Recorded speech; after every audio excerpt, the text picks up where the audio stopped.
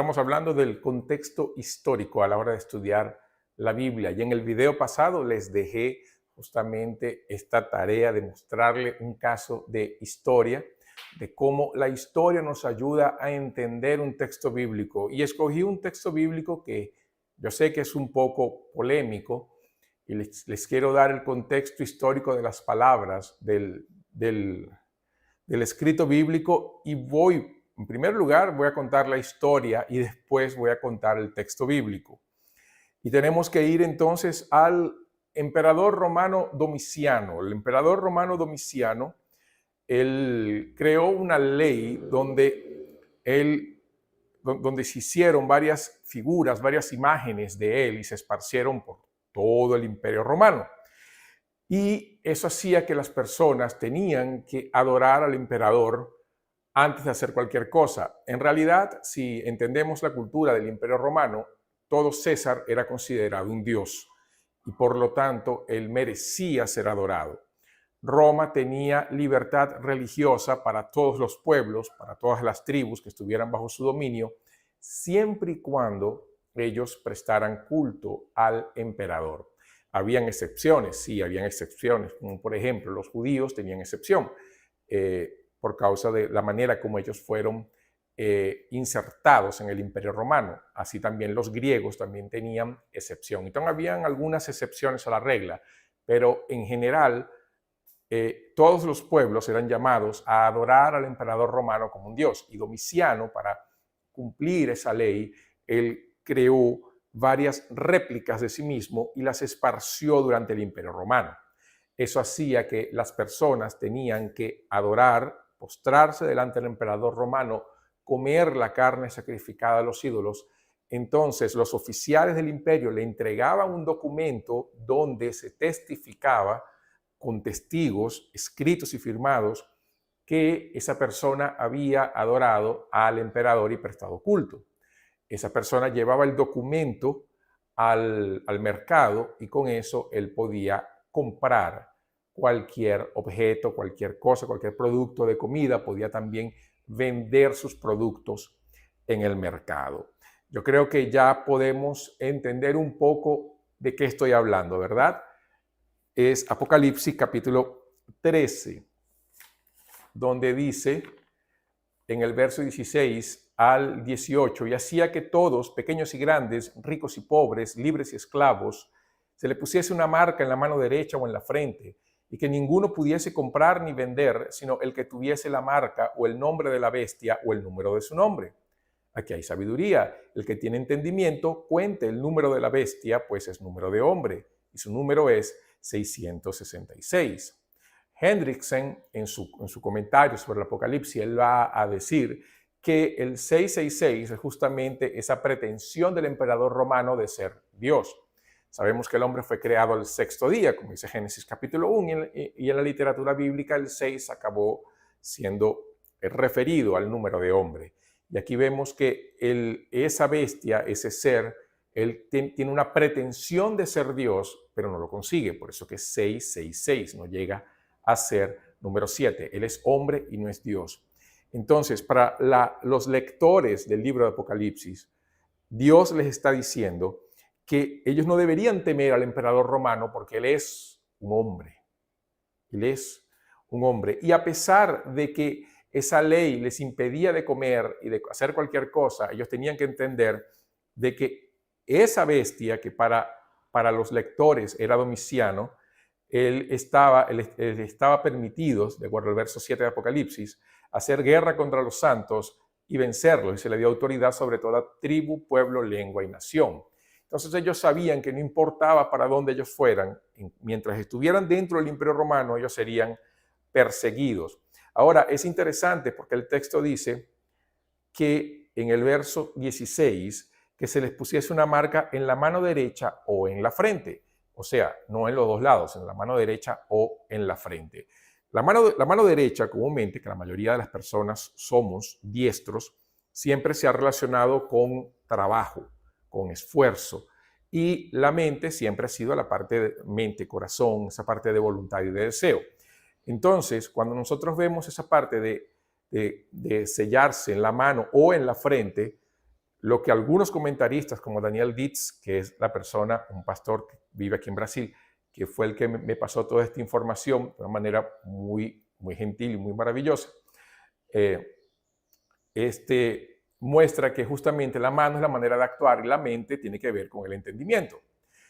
Claro que en Deuteronomio capítulo 6, si nosotros vemos Deuteronomio capítulo 6, en los versos 6 al 9, pero principalmente el verso 8, la Biblia dice que las atarás como una señal en tu mano y estarán como frontales entre tus ojos. Y Dios está hablando justamente del entendimiento de la ley, para dónde tenía que ir. O sea, ya tenía que dirigir nuestras acciones, pero al mismo tiempo debería también dominar nuestro pensamiento.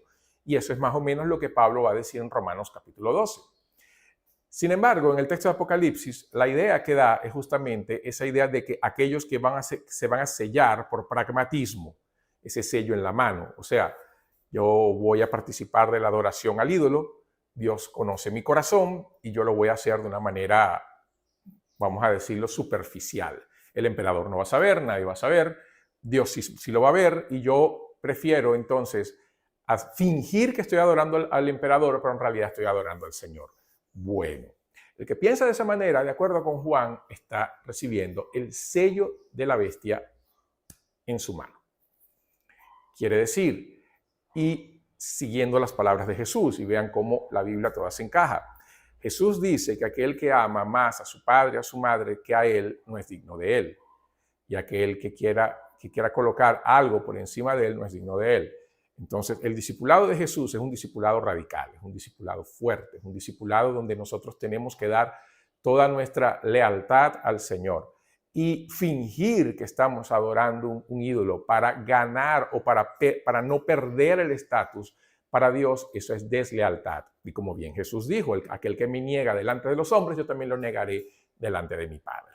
Entonces es una gran advertencia para el pueblo de aquella época sobre el sello de la bestia. Y también es una gran advertencia para nosotros con relación justamente a ceder nuestros principios y valores para agradar a los demás y tomar como excusa decir, bueno, es que Dios conoce mi corazón y yo hago eso para no perder los contactos.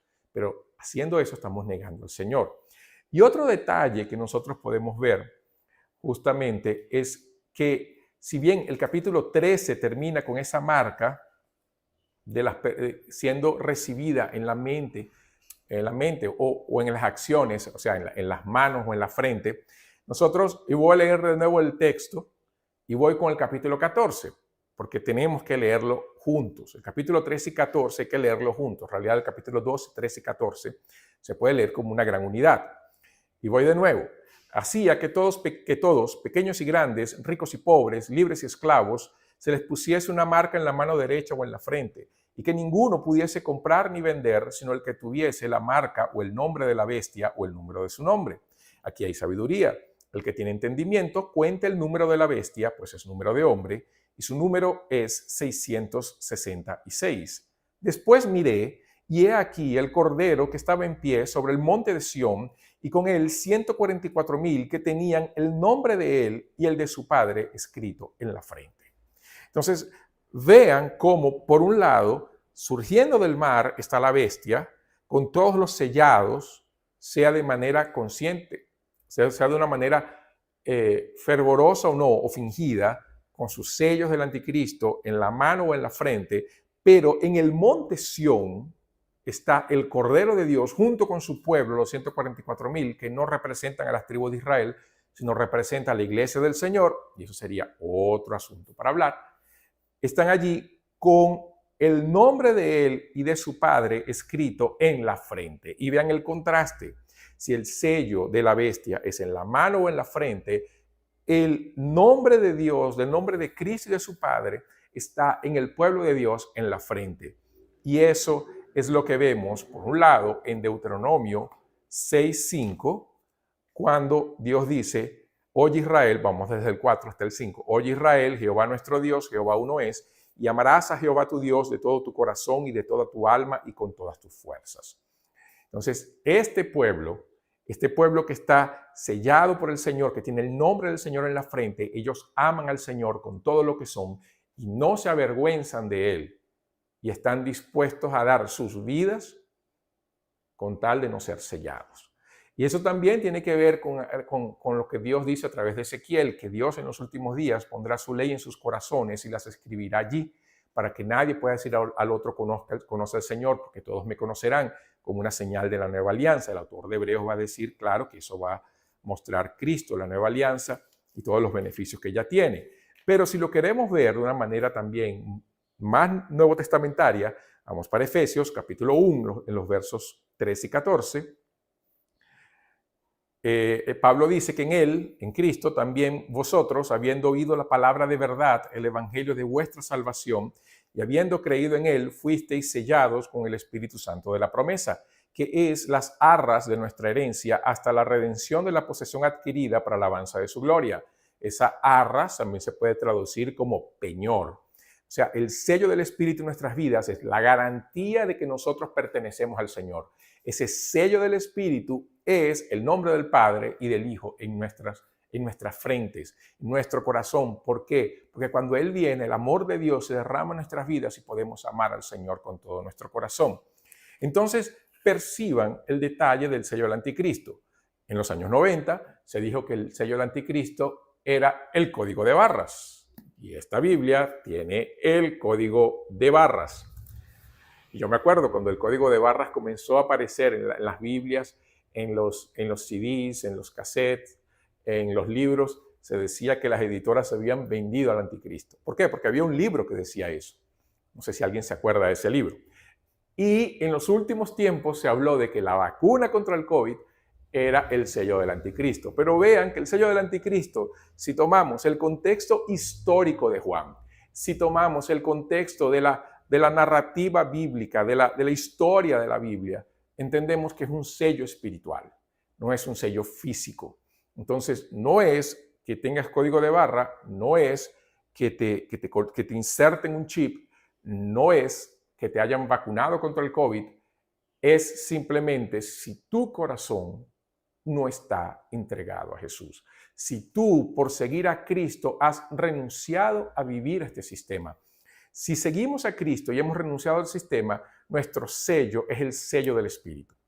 Si por otro lado, aún confesando cristianismo, pero vivimos dentro del sistema del mundo y queremos agradar al mundo para no sufrir por causa del Evangelio, podemos tener el sello de la bestia. Y allí es cuando el llamado de Dios es al arrepentimiento. Entonces vean cómo el contexto es importante a la hora de entender textos como este, como el sello de la bestia, el 666.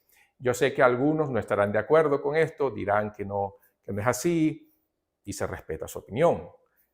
Pero yo quiero que ustedes analicen lo que les he mostrado y de cualquier manera, si estás de acuerdo o no, colócalo en tus comentarios con mucho respeto y podemos conversar más sobre este asunto.